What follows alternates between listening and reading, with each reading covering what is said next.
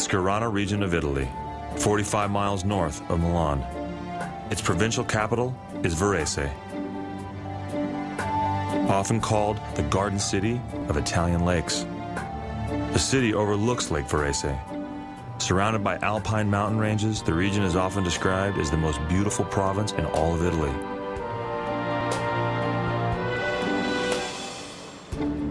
Varese is also the home to the corporate headquarters for MV Agusta.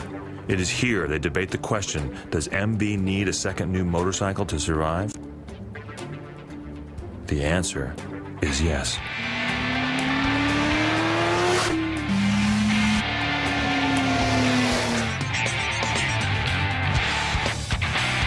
In 2002, 4 years after introducing the F4, MV Agusta's legendary designer Massimo Tamburini continues the rebirth of the brand with a motorcycle called the Brutale.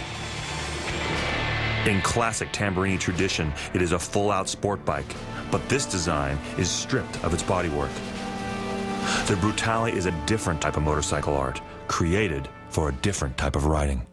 The Brutale is a bike more for everyday use. For the city, you can use it in the city, you can use it in the weekends. The F4 is a more proper race bike, just for the weekends.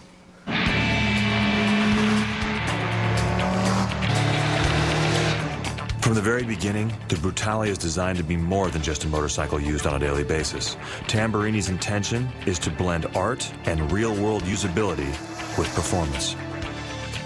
Today, the latest version of the bike is called the Brutale 910R, and in classic MV Agusta tradition, the R is short for race bike. 910R, I mean, just a beautiful balance of power, an incredibly quick chassis. There's still nothing soft about it. You know, you don't get on it and settle in. I mean, it's sport, you know, and that's what you get from MVs.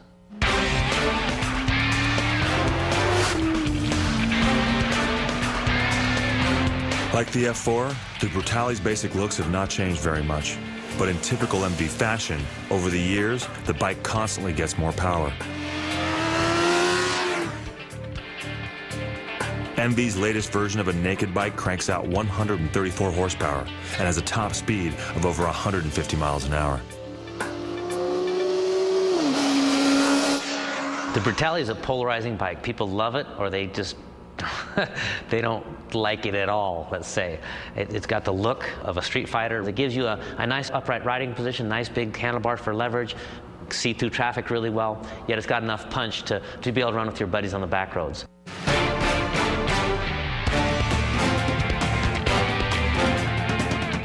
With 2 successful models in production, in 2006, MV takes the next step when they introduce the ultimate expression of the brand, the F4CC.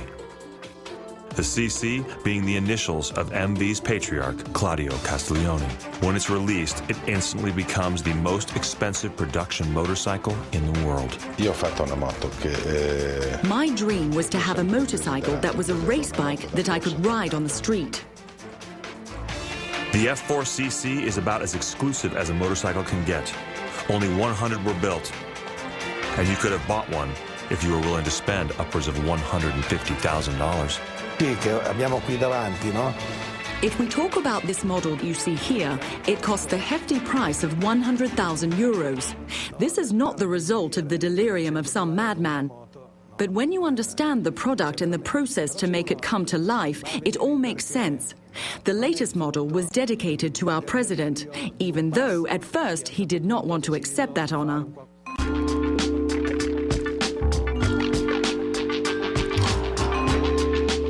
Product and the process in creating the F4CC meant crafting more than 90% of its parts by hand. Combining special all-black paint with expensive bare carbon fiber. The F4CC also has what's called a torque shift system, developed for MV race bikes. That system keeps the bike's 190 horsepower engine from spinning the rear wheel out of control. The funny thing is that the commercial name of this feature is a TSS, which is torque shift system. But honestly speaking, this is not true. This is just for the outside. For the insiders, the T comes from Tamiazzo, who is the name of the guy who really was the inventor of this system. So that's also funny, I think.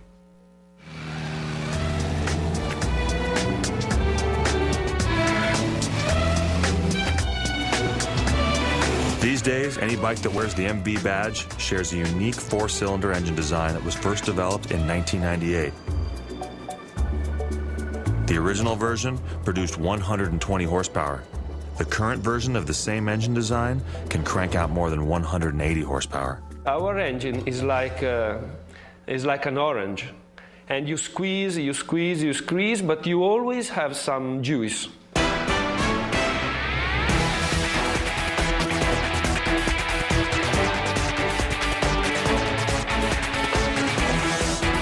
Non abbiamo praticamente mezzi automatici di montaggio. This is where the engine is born. All the assembly is done manually. We do not use any machines to assemble the parts.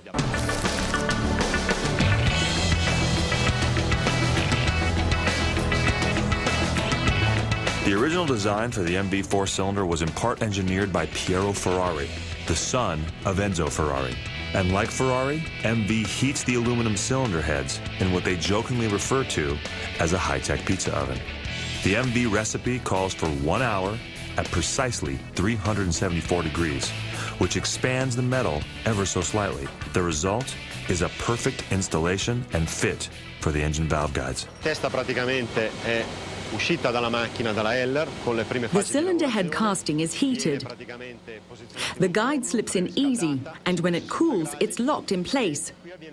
And this machine is actually putting the valve guides into the cylinder head at the moment.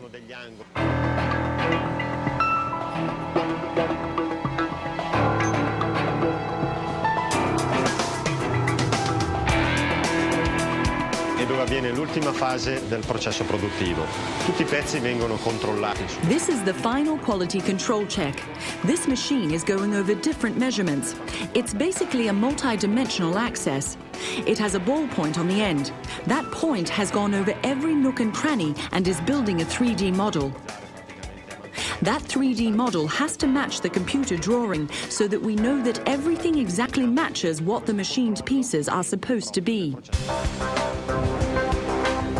The laser measuring system is accurate down to 1 micron. That's 1/25,000th of an inch, or 75 times thinner than a single strand of human hair. Much too small to be seen by the naked eye.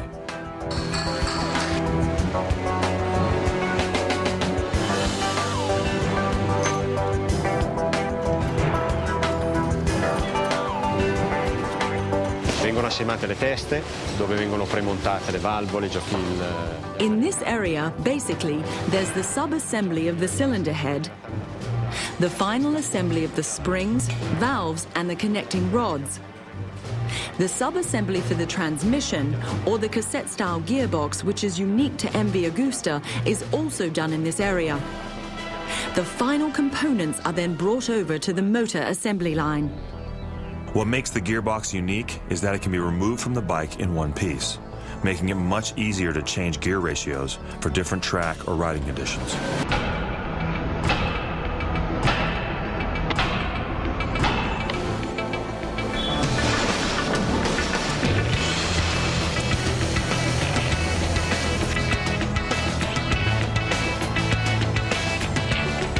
Each MB engine is virtually hand-built, and each technician has as much time as it takes to get the work done. It is a quintessential Italian attitude. This is not a typical factory. It is a place where artisans create art, and art cannot be hurried.